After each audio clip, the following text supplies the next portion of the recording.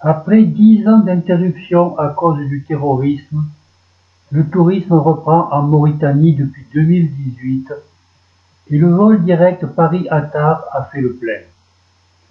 Notre première auberge est située dans l'oasis d'Azougui, à une vingtaine de kilomètres d'Attar. Azougui fut le fief des Almoravides, une dynastie qui régna sur cette région du XIe au XIIe siècle. En allant à la gare de Choum, il a plu abondamment il y a un mois dans cette région de Mauritanie. Il n'y a aucune gare à Choum, mais un arrêt du train touristique en plein désert. Nous découvrons ce train unique au monde, composé d'une locomotive et de 2 wagons de voyageurs. La locomotive, très puissante et qui d'habitude tire le fameux minéralier, fonctionne au fioul. Les 2 voitures suivantes sont destinées aux voyageurs. La première est un ancien autorail à double étage, aménagé pour accueillir les visiteurs en journée. La seconde, un wagon-lit dans lequel on peut trouver plusieurs cabines confortables.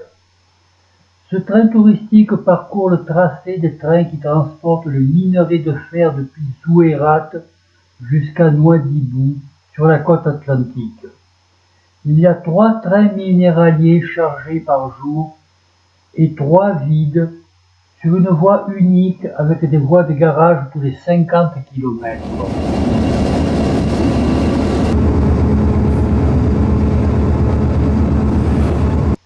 Cette première journée de croisière ferroviaire se dirige vers les mines de Zouérate, le plus grand site d'extraction de fer du monde.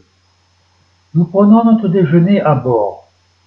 Le trajet dure 4 à 5 heures, le temps de contempler et découvrir progressivement le vaste désert mauritanien. Un train qui s'arrête pour que les voyageurs puissent rencontrer la population locale et prendre des photos.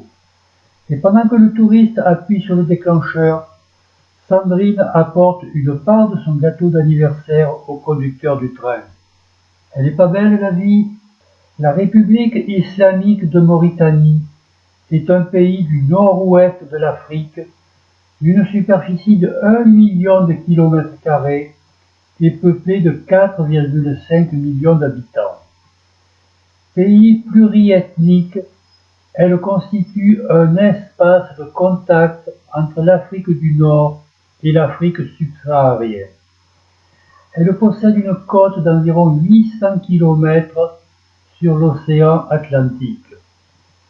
Le nom du pays vient de territoire des Maures, peuple berbère dans l'Antiquité. Zouérate, 35 000 habitants, est la 3e ville du pays, après Nouakchott et Nouadhibou. Un site dont l'exploitation est terminée. La visite de la mine à ciel ouvert est impressionnante. La première phase de l'exploitation, c'est l'extraction du minerai, que l'on ne peut pas bien voir à cause de la poussière si nous sommes bien trop loin. La deuxième phase, c'est le transport par camion vers le site de concassage, qui est donc à la 3e phase. Puis un système de tapis transporteurs achemine le minerai dans la tour de chargement. Un wagon est chargé d'environ 80 à 90 tonnes de minerai en moins de 20 secondes. Le train comporte 200 wagons et mesure 2 km de long.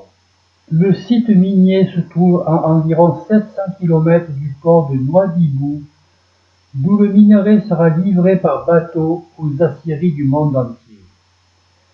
Tout cela a été précédé d'un travail de prospection par carottage.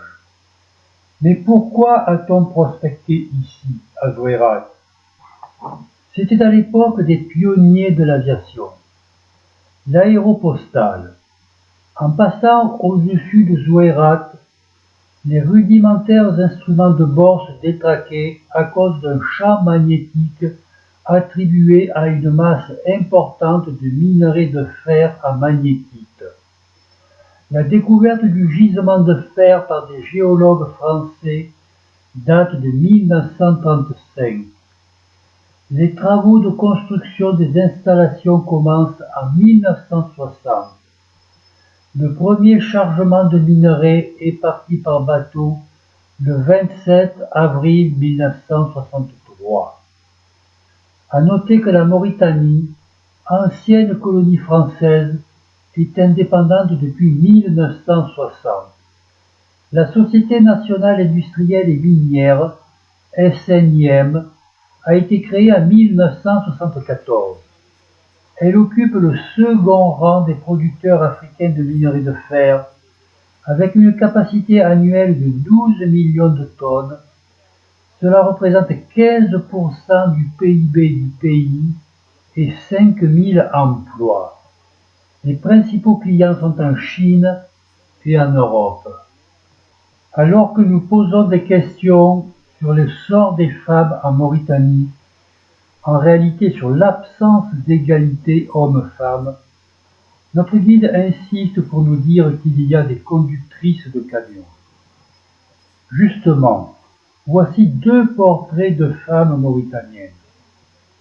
Tiraillées entre modernité émergente et tradition ancestrale, entre goût de liberté et ordre social inflexible, Amy Sow observe une des nombreuses toiles inachevées qui s'entassent dans son atelier, un local exigu situé au dernier étage de sa maison.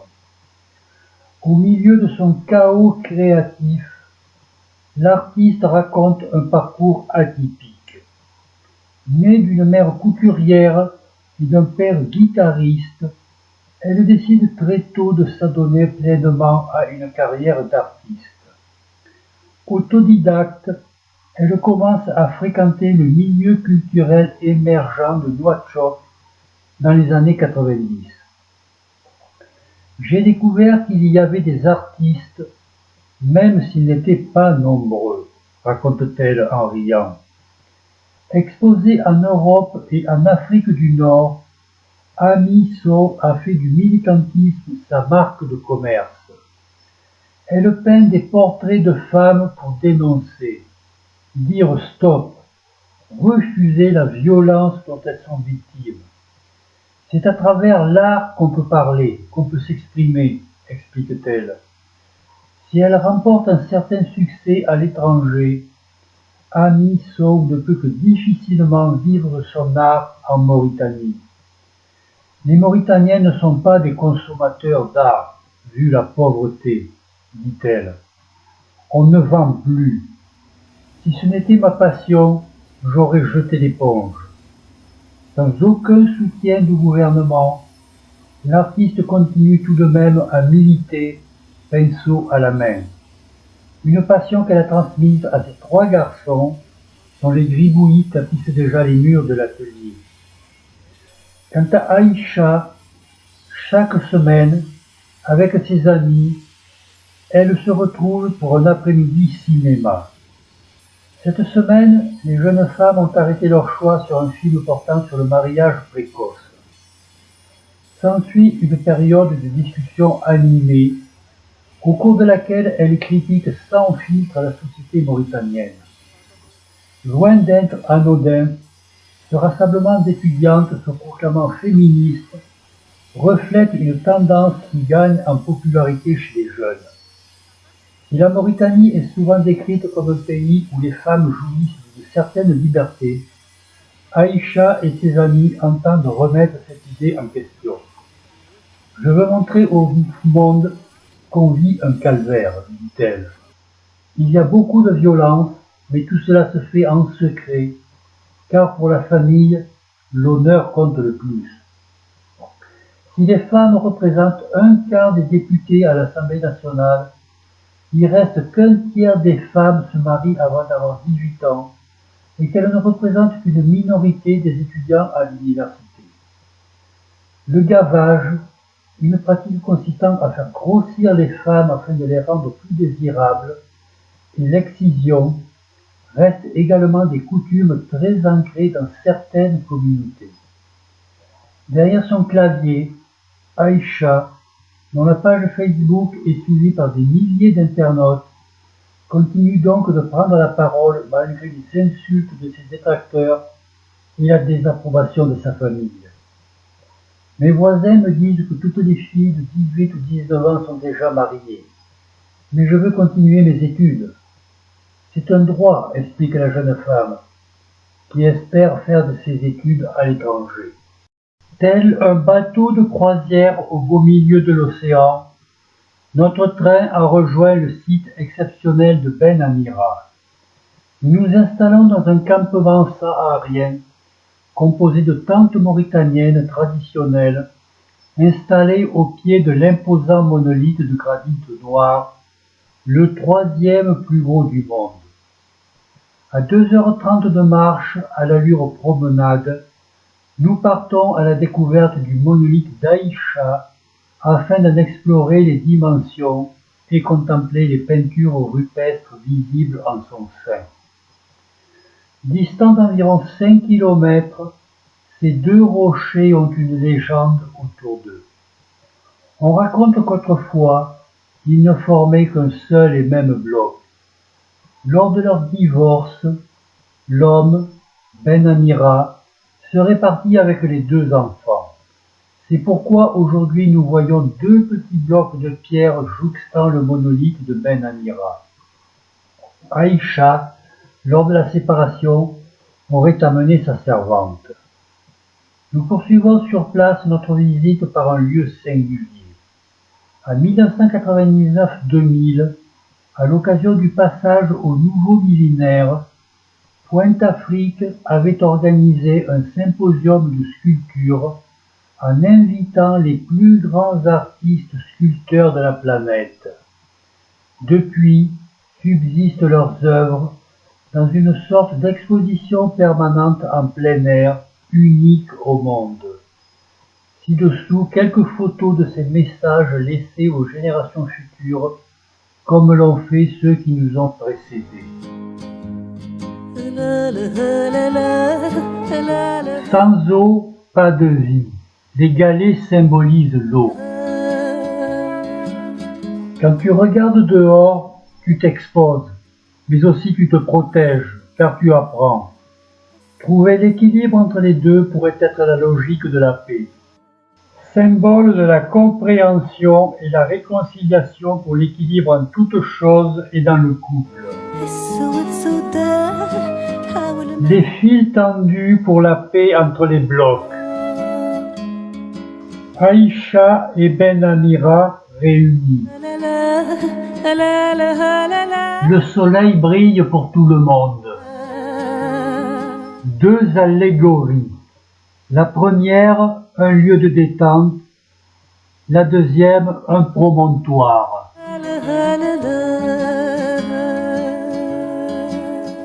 La sculpture symbolise la diversité des peuples. La Mauritanie est majoritairement peuplée d'une communauté arabe et berbère, dans laquelle se distinguent deux groupes.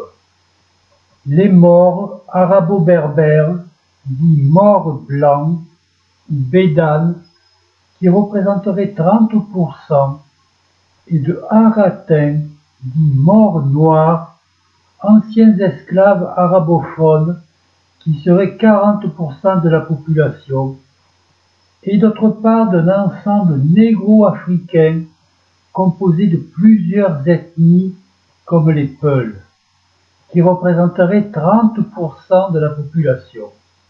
Le climat est globalement désertique, très chaud et sec, ce qui explique la faible densité de population. De plus, des sécheresses successives ont accentué la désertification du pays. Les températures sont relativement tempérées sur la côte grâce aux vents venant du large. Dans l'extrême sud et sud-est, qui se positionne sur la bande du Sahel, la végétation réapparaît et des cultures sont possibles. Un vent de sable chaud balaye parfois des régions, ensevelissant des cultures, voire des villages, qui luttent contre l'avancée du désert. Dans les régions intérieures du pays, les températures sont largement plus élevées et torrides que sur les côtes. Il peut facilement faire plus de 50 degrés.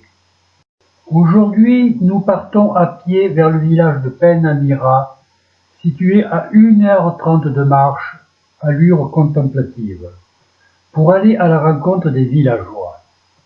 Comme d'autres, ce village avait été presque abandonné avant l'exploitation de la mine et la voie ferrée.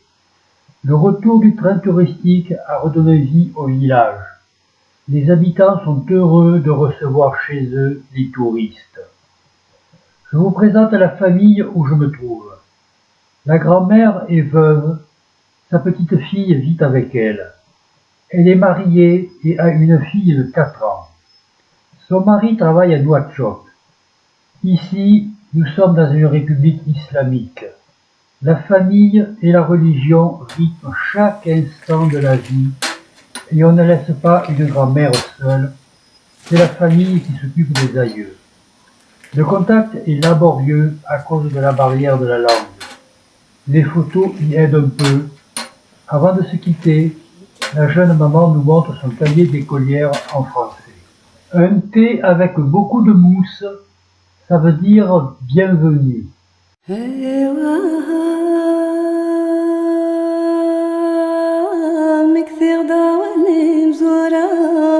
Le lendemain matin, avant de prendre le train, nous visitons l'école et faisons des emplettes au marché hebdomadaire.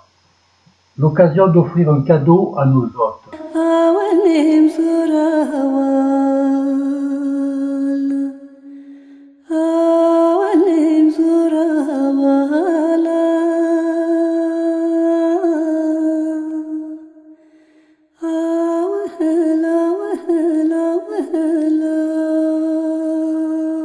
Retour en train à Choum, notre gare de départ et d'arrivée. C'est en voiture 4x4 que nous allons rejoindre la cité militaire de Chenguetti. Ce trajet est l'occasion de découvrir l'immensité désertique de l'Adrar mauritanien. Nous empruntons la piste qui nous mène au plateau du Der Chenguetti. Les arrêts photos sont nombreux.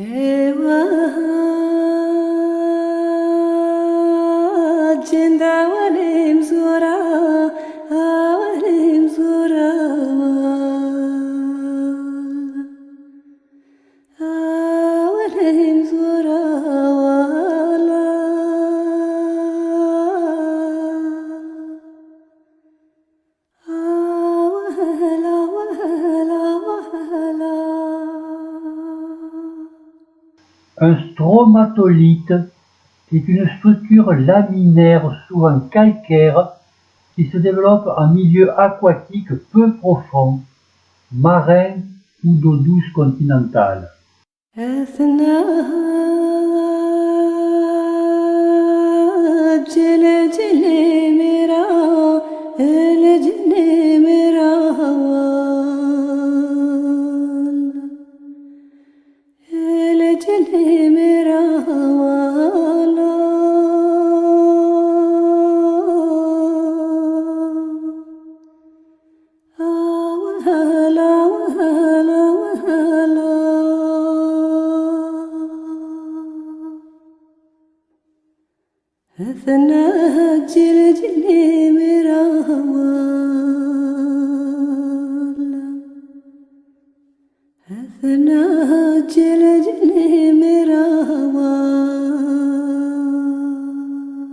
Chenguetti, vieille ville caravanière, est la 7e ville sainte de l'islam.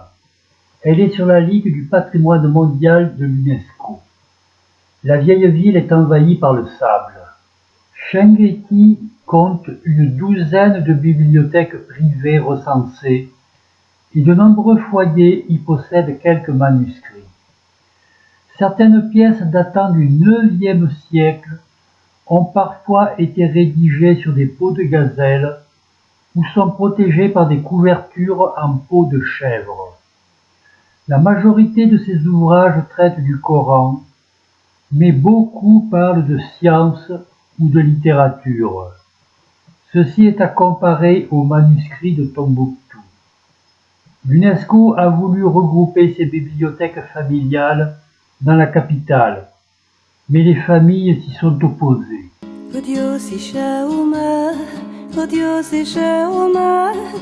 Maison toujours habitée, cernée par le sable.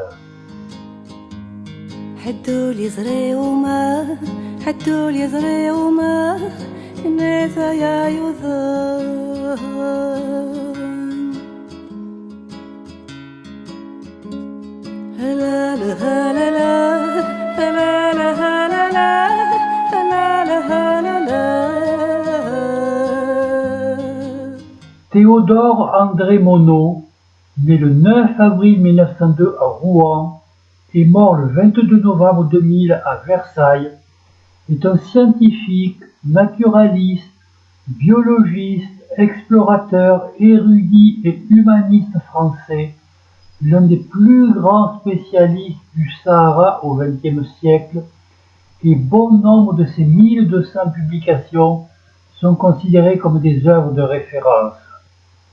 Il était protestant du courant libéral unitarien, antimilitariste militant, c'était un écologiste avant la lettre. En 1930, il épouse Olga Pikova, juive d'origine tchèque, avec qui il aura 3 enfants. En 1934, il part pour Chenguetti à la recherche d'une mystérieuse météorite qui sera également une des quêtes de la fin de sa vie. En 1938, il s'installe avec sa famille à Dakar, où il est mobilisé en 1939 au Tchad. De retour à Dakar, il milite contre la collaboration de Vichy et le racisme nazi, cela dès octobre 1940. Il anime un groupe lié à la France libre et accueille De Gaulle en 1944. Génial travailleur de la science et de la nature pendant plus de 70 ans, il serait bien trop long d'évoquer ici sa biographie, ses voyages, travaux et découvertes. Le dernier de ces 124 voyages aura lieu en décembre 1998, là où ils ont commencé, dans l'Adrar de Mauritanie. Il était alors âgé de 96 ans. Il gagne une soudaine et tardive notoriété grâce au film Le vieil homme et le désert, tourné lors d'un voyage dans l'Adrar de Mauritanie en mars 1988.